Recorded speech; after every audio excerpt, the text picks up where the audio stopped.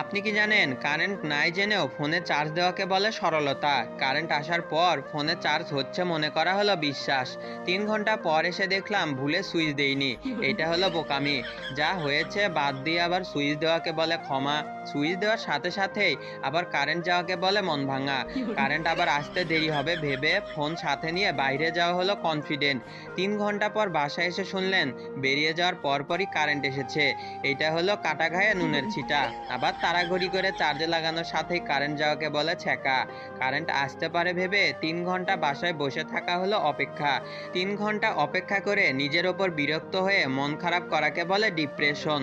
মোড়ে কারেন্ট আছে, ওখানে চার্জ দেওয়া যাবে ভেবে বাসায় থেকে বেরিয়ে যাওয়া হলো বিকল্প ব্যবস্থা। মোড়ে যাওয়ার অর্ধেক রাস্তায় গিয়ে বুঝলেন কারেন্ট আসছে। একে বলে প্রাক্তন ফিরে আসা। বাসায় যাবেন কিনা মরে যাবেন, এটা চিন্তা করা হলো কনফিউশন। এরপর যখন কারেন্ট আসার পর ফোনের চার্জ হয়ে যায়, তখন আপনারা আমার ইউটিউবের নতুন ভিডিও না দেখে থাকলে ভাববো আপনারা কিপটা।